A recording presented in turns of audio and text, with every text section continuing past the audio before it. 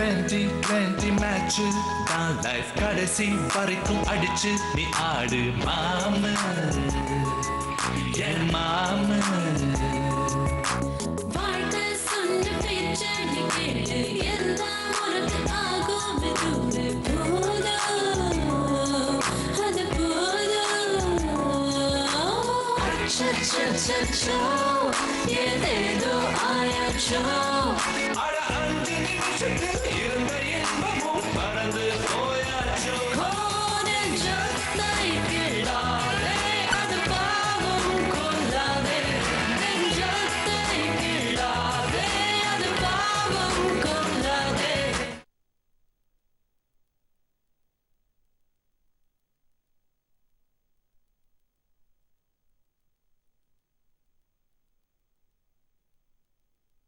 ஒரே ஆஃபீஸில் வேலை செஞ்சுட்டு இருக்கோம்.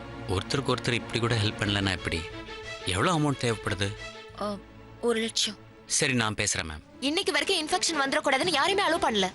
நான் வேணா நாளைக்கு கேட்டு சொல்றேன். நம்ம 3 பேருமே போவோம். ஐயோ ஐயோ ஐயோ ஐயோ, இப்படி அடிக்கடிக்கா பொய் சொல்லிட்டு போற பண்ண நான் இது வரைக்கும் பார்த்ததே இல்ல. ஷோப்பா, டேய் லைட் ஃபேன்லாம் போடுறா.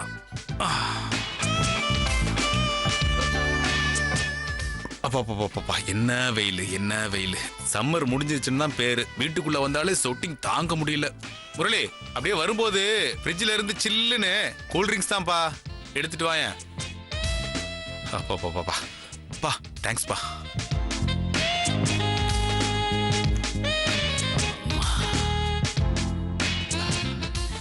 இப்பதான் எனர்ஜி வந்த மாதிரி இருக்குப்பா. சரி, நான் உத்தரவு வாங்கிக்கிறேன் முரளி. அப்புறம் பேங்க்ல ஏதாவது லேட்டஸ்டா ஹாட் நியூஸ் கேள்விப்பட்டியா? என்னது? நீயும் மேனேஜர் சுஜாதாவும் தானே ஹாட் டாபிக்கே. என்கிட்டே கேட்டிருக்காங்க. என்ன சிவா, உன் ஃப்ரெண்டு கட்சி மாறின மாதிரி தெரியுது, ஃப்ரெண்ட்ஷிப் காத்து வேற பக்கம் அடிக்குதுன்னு. ஏண்டா, அங்க இருக்கிறவங்களுக்கு வேற வேலையே கிடையாதா? சரி, அதுக்கு நீ என்ன சொன்ன? எனக்கு என்னப்பா தெரியும், நானே ஒரு புள்ள பூச்சி, வாயில விரல வச்சா கடிக்க தெரியாத அப்பாவி. யாரு நீ? அப்பாவி அப்படியே அடிச்சேன்னா? ஏன்டா என்கிட்ட கேக்குற? எனக்கே வர வர டவுட் வந்துருச்சு. எலியும் பூனையுமா இருந்த 2 பேரும் இப்ப எல்லாத்தையும் இணைஞ்சில வழங்குறீங்க. ஆபீஸ் அவர்ஸ்ல ஹோட்டலுக்கு போறீங்க. எப்பவும் எரிஞ்சு விழுற அந்த அம்மா முரளின்னு ஊத்துக்குழி வெண்ணையெல்லாம் உருகுது. முன்னெல்லாம் எதா இருந்தாலும் அந்த அம்மா உன் டேபிளுக்கு வந்துதான் கொந்தளிச்சுக்கிட்டு போகும். இப்போ க்ளோஸ்டு கேபின்குள்ள மீட்டிங் நடக்குது. அதுவும் அடிக்கடி நடக்குது. அது என்ன சிதம்பர ரகசியம்? ஏண்டா எதுவுமே தப்பாவே யோசிக்கிறீங்க? அன்னைக்கு நான் பண்ண ஒர்க்குக்கு அப்ரிஷியேட் பண்ணி ட்ரீட் தரேன்னு ஹோட்டலுக்கு கூட்டு போனது ஆடிட்டர். சுஜாதா கூட வந்தாங்க. அதே மாதிரி நேத்து மிலிட்டரி ஆண்டியோடைய அக்கவுண்ட் டீட்டெயில்ஸ் கேட்டாங்க. அது எஃப்டியா மாத்தலாமான்னு ஆண்டியை கேட்க சொன்னாங்க. ஆண்டி வேணான்னு சொல்லிட்டாங்க. அது சொல்றதுக்காகத்தான் அவங்க கேபினுக்கு போனேன். இதுதான் நடந்துச்சு. நீங்க என்னடான்னா, நாங்க சென்ட்ரல் ஸ்டேஷன்ல பாம் எப்படி வைக்கிறதுன்னு ஒரு சீக்ரெட் பிளானிங் பண்ற மாதிரி இல்ல அபாண்டமா பழிய போடுறீங்க. சரி, ரஜினி மாதிரி பஞ்ச் டைலாக் பேசிட்டு போலான்னு நினைச்சேன். நீ கௌரவம் சிவாஜி மாதிரி ஆர்கியூ பண்ண வைக்கிற. டேய் வேணாண்டா, அவங்க 2 பேரும் லெஜெண்ட்ஸ். உன்னோட அவங்கள கம்பேர் பண்ணி அவங்கள அசிங்கப்படுத்தாத. சரி விடு. நேத்து பேங்க் மேனேஜர் ரூமுக்கு போய் மிலிட்டரி ஆண்டியோட அக்கவுண்ட் டீடைல்ஸை எஃப்டியா மாத்த வேண்டாம்னு சொல்ல மட்டும் தான் போனேன்னு சொன்னேன்ல. அதை பேசுறதுக்கு 5 நிமிஷம் ஆகுமா? சரி, நிதானமா பேசினா கூட 10 நிமிஷம் ஆகுமா? அதுவும் நீயே சொல்லிடு, இல்லனா அதுக்கும் ஒரு காரணம் சொல்லிடுவேன். சோ நீ சொன்ன 2 விஷயத்துக்கும் 5 நிமிஷம் போதும். ஆனா நேத்து நீ மேனேஜர் ரூம்ல அவங்க கிட்ட 1/2 மணி நேரம் பேசிக்கிட்டு இருந்த. டேய், நாங்கெல்லாம் ஏப்ரல் ஃபுல் டேவையே ஃபுல் பண்ணவங்க, என்கிட்ட ஏமாத்தாத. இத பாரு, டைமும் செகண்ட்ஸும் பார்த்து பேசுறதுக்கு நாங்க ரன்னிங் ரேஸ் எல்லாம் ஓடல. ஆஃபீஸ் விஷயம் தான் பேசிட்டு இருந்தோம். இதுக்கு மேல நீயும் இந்த முட்டாள் கூட்டமும் என்ன நினைச்சாலும் ஐ டோன்ட் கேர். அப்படியா சார்? அப்ப என்விஆர் கிட்ட 1 ரூபாய் 2 ரூபாய் இல்ல 1 லட்சம் ரூபாய் கேட்டிருக்கீங்களே, அது உங்களுக்குன்னு கற்பூரத்தை அணைச்சு சத்தியம் பண்ணாலும் நான் நம்ப தயாரா இல்ல. எனக்கு ஏற்கனவே காதுல கடுக்குன்னு குத்தியாச்சு சார். இப்ப சொல்லுங்க, அது யாருக்கு? டேய், உனக்கு கொஞ்சம் கூட காமன் சென்ஸ் இல்லையாடா? என்விஆர் வெளியில ஃபைனான்ஸ் அரேஞ்ச் பண்றா அப்படிங்கிறது சுஜாதா மேடம் தெரியாதுன்னு நினைக்கிறேன். அவங்களுக்கு தான் அப்படின்னு தெரிஞ்சா அவன் இன்னும் கம்மி ரேட்டுக்கு கொடுப்பானே. நான் கேட்டது அர்ச்சனா ஹஸ்பண்ட் பிசினஸ் 3 months அட்ஜஸ்ட்மெண்ட்னு ஏதோ சொல்லிக்கிட்டு இருந்தாரு. அதுக்காக கேட்டேன். உனக்கு நம்பிக்கை இல்லைன்னா நான் ஃபோன் பண்ணி ஸ்பீக்கர் ஆன் பண்றேன், கேட்டுக்கிறியா? ஃப்ரெண்ட்ஷிப்பை நம்புங்கடா. உன்னை நம்பவும் முடியல, நம்பாம இருக்கவும் முடியல. சரி, கத்திரிக்காய் முத்துனா கடத்துறதுக்கு வந்தானே ஆகணும். அப்போ வச்சுக்கிறேன் கச்சேரிய. ஆமா, காவ்யாவோட ஏடிஎம் ஃப்ரெண்ட்ஷிப் அதை சுத்தமா விட்டுட்டல்ல? என்னடா விளக்கண்ண குடிச்ச மாதிரி லுக் விடுற? நான் உன் கூடவே இருக்கிறேன். அப்படி இருந்தோம் சைலண்டா பண்றத பண்ணிட்டு என்டிஆர் கிருஷ்ணர் வேஷத்துல சிரிக்கிற மாதிரி சிரிக்கிற. டேய், நீ நினைக்கிற மாதிரிலாம் ஒன்றும் கிடையாது. எனக்கு கொடுத்த காசை அவ யார்கிட்ட இருந்தாவது கடன் வாங்கியிருக்கணும். அதை ரீபே பண்றதுக்காக அவ செயினை வந்து அடகு வச்சிருக்கணும். அவ என்ன லவ் பண்ணலைன்னாலும் நான் அவளை ட்ரூவா தானே லவ் பண்ணேன். அந்த லவ் இல்லைன்றதுக்காக நாம் என்ன சின்ன பசங்களா கா விட்டதும் கொடுத்ததெல்லாம் திருப்பி கொடுன்னு கேட்கறதுக்கு? நீ கேட்கறதே அசிங்கமா இருக்கு.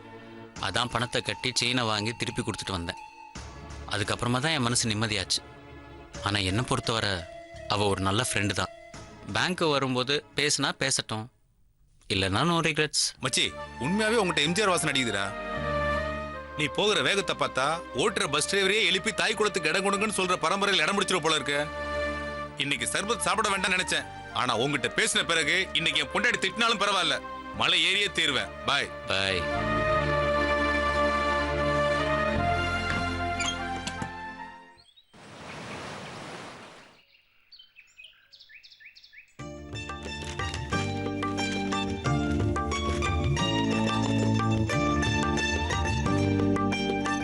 அம்மா,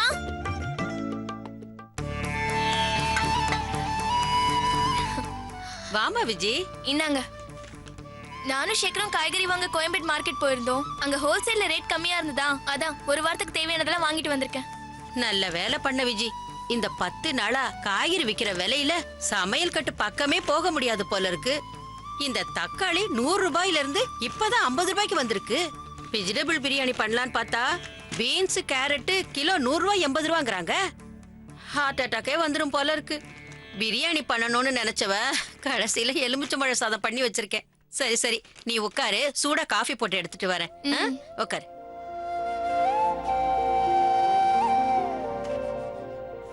என்னம்மா, பிசினஸ்லாம் எப்படி போயிட்டு இருக்கு? நல்லா போயிட்டு இருக்குப்பா. ஆமா, பிரகாஷ் எங்கப்பா? சாரு டோஃபல் எக்ஸாமுக்கு படிக்கிறாரு. ஸ்பெஷல் கோச்சிங் வேற. அது ஃபீஸ் எவ்வளவு தெரியுமா? 20,000. அவருக்கு என்ன, எதை கேட்டாலும் கொடுக்கறதுக்கு அக்கா சுஜாதா இருக்கா. நான் தான் பிசினஸ் அடிச்சுக்கிறேன். காதலியா வாங்கிக்க மாட்டேங்கிறா. எல்லாத்துக்கும் ஒரு குடுப்பணம் வேணுமா? ஏன்பா, அவன் தான் இன்ஜினியரிங் முடிச்சிட்டான்ல, அப்புறம் எதுக்கு இதெல்லாம்? ஒழுங்கா கேம்பஸ் இன்டர்வியூல செலக்ட் ஆகி வேலைக்கு போக வேண்டியதானே? அது அங்க கேளு, என்கிட்ட கேட்காத.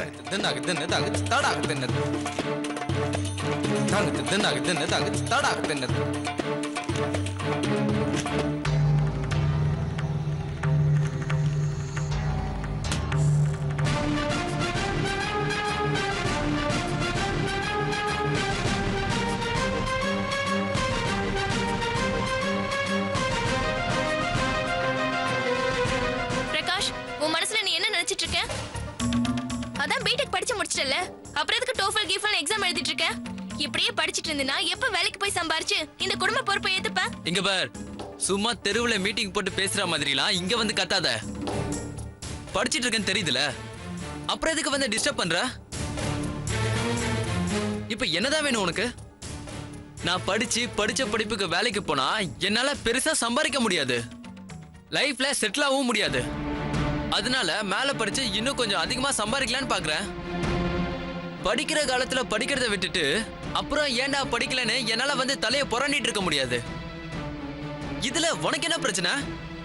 எனக்கு ஃபீஸ் கட்டி படிக்க வைக்கிறது அக்கா, அவங்க எல்லாம் யோசிக்கணும்.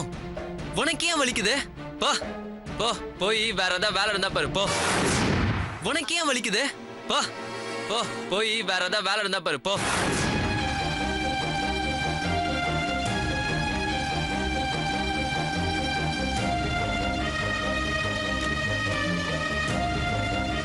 ஏண்டா, எப்போ உன்னை பத்தியும் உன் ஃபியூச்சரை பத்தியும் மட்டும்தான் யோசிப்பியா? இந்த குடும்பத்துக்காக, உன் படிப்புக்காக கல்யாணம் கூட பண்ணிக்காம ஒருத்தி இருக்காளே, அவளை பத்தி யோசிக்க மாட்டியா? அக்கா படிக்க வைக்கிறா, அக்கா வாங்கி தரான்னு வார்த்தைக்கு வார்த்தை சொல்ல தெரியுதுல்ல. அந்த அக்காவுக்கு ஒரு நல்ல வாழ்க்கை அமையணும், அதுக்கு நம்ம வேலைக்கு போனோம்னு உன் புத்திக்கு படலையா? உன் வாழ்க்கை உன் சந்தோஷம்னு செல்ஃபிஷா இருக்கிறத விட்டுட்டு மத்தவங்க வாழ்க்கைய பத்தியும் கொஞ்சம் யோசி. எப்படி எப்படி? என்னை பத்தி மட்டும் நான் செல்ஃபிஷா இருக்க கூடாது, மத்தவங்கள பத்தி நான் யோசிக்கணுமா? இத நீ சொல்றியா? நமக்கு மேல ஒரு அக்கா இருக்காளே, அவளுக்கு கல்யாணம் ஆகிறதுக்கு முன்னாடி நாம பண்ணிக்கலாமா நீ யோசிச்சியா? நீ மட்டும் உன் லைஃபை சூஸ் பண்ணிக்கல. அது மட்டும் சுயநலம் இல்லையா? பெருசா பேச வந்துட்ட. எனக்கு என்ன தெரியாதுன்னு நினைச்சிட்டு இருக்கியா? அப்பப்போ பிசினஸ்க்கு பணம் வேணும்னு நீயும் மாமாவும் வந்து இன்ஸ்டால்மெண்ட்ல அக்கா கிட்ட காசு வாங்கிட்டு போறீங்களே, அதெல்லாம் சுயநலம் இல்லையா? இதெல்லாம் என்னைக்காவது நான் உன்கிட்ட கேட்டிருக்கேனா? அந்த டீசன்சிய நீயும் ஃபாலோ பண்ணு.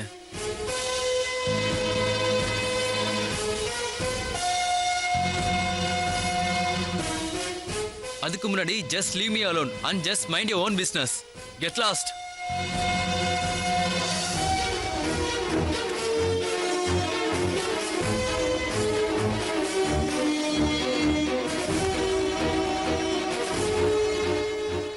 விஜய், இங்க என்ன பண்ற? ஏன் படிக்கிறவனை டிஸ்டர்ப் பண்ணிட்டு இருக்க? வெளில போ.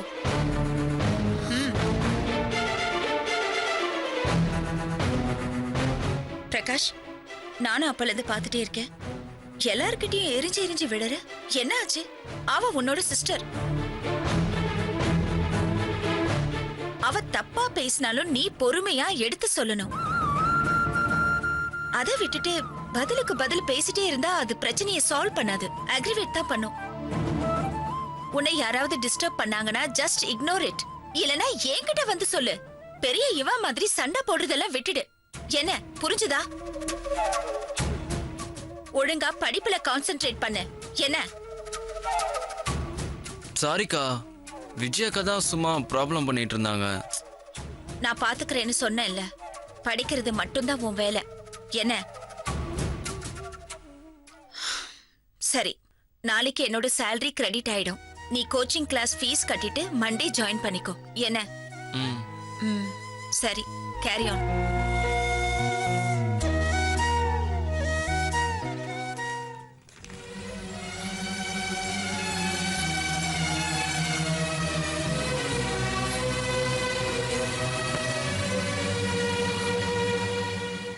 என்ன கோமா?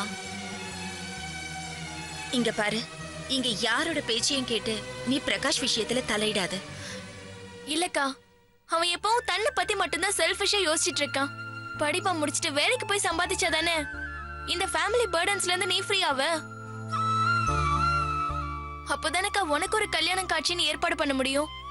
உனக்கு ஒரு நல்ல வாழ்க்கை அமையணும்னு நான் கவலைப்படுறது தப்பாக்கா? உனக்கும் வயசாயிட்டே போகுது. கல்யாணம் பண்றது அவ்வளவு ஈஸி இல்லக்கா. இப்ப பார்க்க ஆரம்பிச்சா எத்தனை நாள் ஆகுமோ? இதெல்லாம் அவ யோசிக்கணுமா வேணாமா? இன்னும் படிக்கிற வருஷத்தை தள்ளி போட்டா உன் சந்தோஷமும் தள்ளி போகுதுக்கா. அதுக்குதான் அவனை திட்டின. விஜய், எனக்கு பிரகாஷ பத்தி ரொம்ப நல்லா தெரியும்.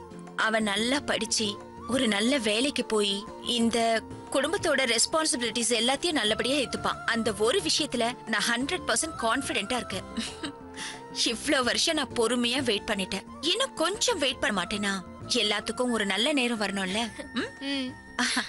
பை தி வே, இதோ நம்ம சேகர் கேட்ட 1 lakh லோனை நான் ரெடி பண்ணிட்டேன். பேங்க் ஆடிட்டிங்னால கொஞ்சம் டைம் ஆயிடுச்சு. அதனால நான் வெளியில ஃபைனான்ஸ் வாங்கியிருக்கேன். அதனால எனக்கு இந்த டாக்குமெண்ட்ஸ் பேப்பர்ஸ் எல்லாம் தேவையில்லை. நீ வீட்டுக்கு எடுத்துட்டு போ. ஆனா இன்னொன்னு வந்து நீ சேகர் கிட்ட ரொம்ப முக்கியமா இந்த 2 விஷயத்த சொல்லு. ஒன்னு, உங்க கம்பெனியோட கரண்ட் அக்கவுண்டோட 2 செக் லீவ்ஸ் எனக்கு சைன் பண்ணி கொடுக்க சொல்லிடு.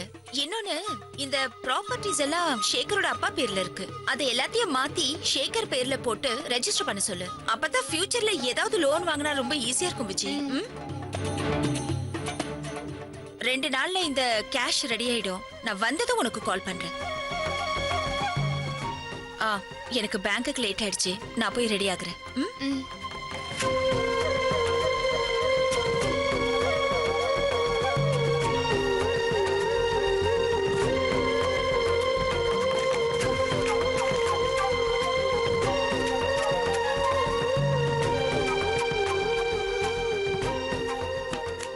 அப்பா, நான் வரேன்ப்பா. அம்மா விஜய், ஒரு நிமிஷம். என்னப்பா? அவசரமா ஒரு 500 ரூபாய் தேவைப்படுது. சுஜாதா கூட ஒரு சின்ன மனஸ்தாபம். அதான் அவகிட்ட கேட்க முடியலம்மா. எதுக்குப்பா 500 ரூபாய்?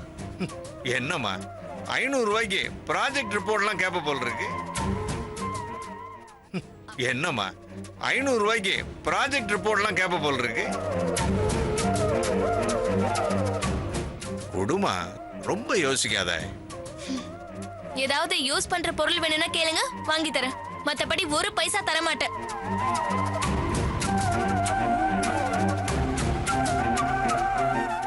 ஏதாவது பொருளா கேட்டா வாங்கி தரானாம். ஏன் ஆடிக்கார் வாங்கி தாயேன், யூஸ் பண்றேன். 500 ரூபாய் கொடுக்க துப்பு இல்ல, பேசுற பேச்சு. ச்சே.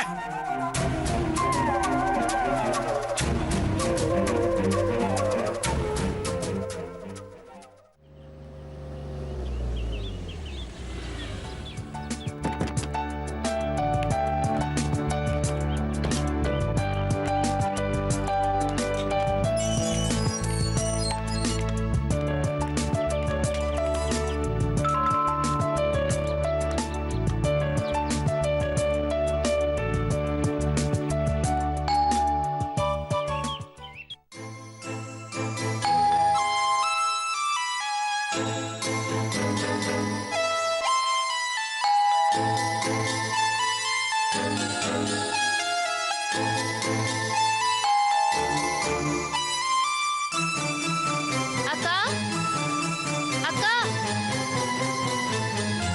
அக்கா அக்கா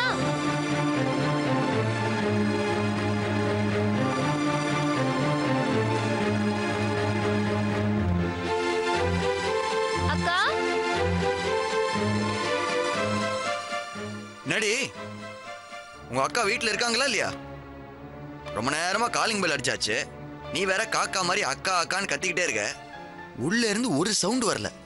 நீ இப்படியே இன்னும் கொஞ்ச நேரம் கத்திக்கிட்டே இருந்தே வச்சுக்கோயேன், நிஜமாவே காக்கா தான் வந்துருச்சுன்னு சொல்லிட்டு பக்கத்து வீட்டுல சாதம் வச்சிருவாங்க. சொல்ல முடியாது. நீ என்ன காமெடி பண்றத நினைப்பா? எல்லாம் என்கிட்ட மட்டும்தான். அதான் உங்க லட்சணத்தை உங்க பெரியம்மா வீட்டுல பாத்தனே. என் பேச்சுக்கு மறு பேச்சு பேச மாட்டாங்கன்னு பெரிய வீரப்ப சொன்னீங்க. ஆனா உங்களை மறு பேச்சு பேச விடலையா அவங்க? காதே வலிக்குது. ஏதோ அந்த காலத்து தூர்தர்ஷன் டிராமா பார்த்த மாதிரி இருந்துச்சு. அக்கா அக்கா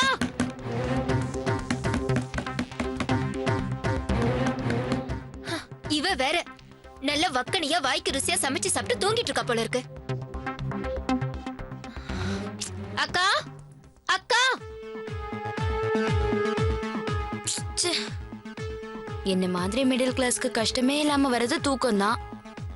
அதையும் கெடுக்கிறதுக்குனே வந்துடுறாங்க. கதவை திறக்கா. அக்கா அக்கா அர்ச்சனா வாய்ஸ் மாதிரி இருக்கு. இவ எதுக்கு இங்க வந்திருக்கா?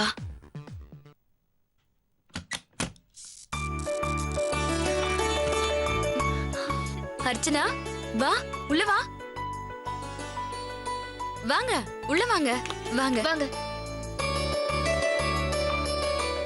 வா உட்காரு, உட்காருங்க. உங்க 2 பேரையும் இந்த நேரத்துல ஒன்னா பாக்குறதுக்கு ரொம்ப ஆச்சரியமா இருக்கு. சரி, என்ன சாப்பிடுறீங்க? Coffee, tea? இல்ல பரவாயில்ல, இப்பதான் சாப்பிட்டு வந்தோம். உங்க பையன் இன்னும் ஸ்கூல்ல இருந்து வரலையா? மணி 3 தானே ஆகுது. அவன் 4 தான் வருவான். வந்தா பசி தாங்க மாட்டான்னு இப்பதான் மீனாயினா உப்புமாவும் சட்னியும் பண்ணி ஹாட் பாக்ஸ்ல வச்சிருக்கேன். கொஞ்சம் ரெஸ்ட் எடுக்கலான்னு வந்து உக்காந்தேன். அப்படியே அசந்து தூங்கிட்டேன். நீங்க வந்தது கூட தெரியல. ஏன் அர்ச்சனா, மீனாயினா உப்புமானா உனக்கு ரொம்ப இஷ்டமாச்சே, கொஞ்சம் டேஸ்ட் பண்றியா?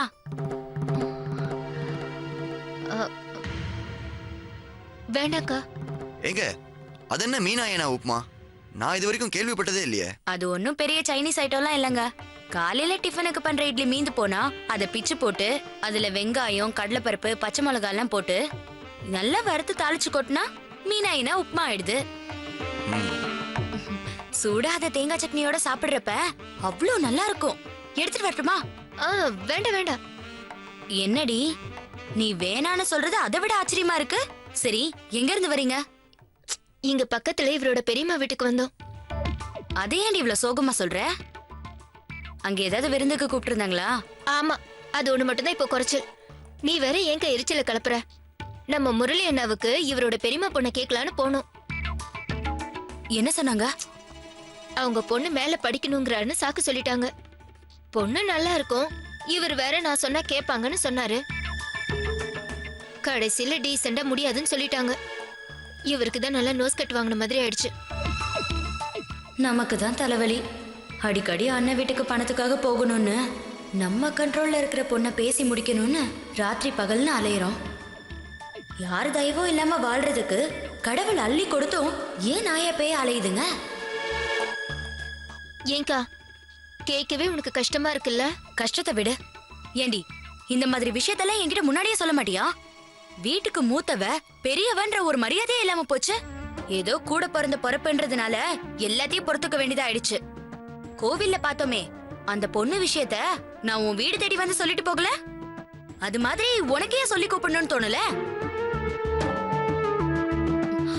அப்புறம் ஒரு முக்கியமான விஷயத்த சொல்ல மறந்துட்டேன். இப்பதான் முரளி அண்ணனுக்கு புத்தி வந்தது. அன்னைக்கு கோவில்ல பார்த்த பொண்ணையே பேசி முடிங்க எனக்கு ஓகேன்னு சொல்லிடுச்சு.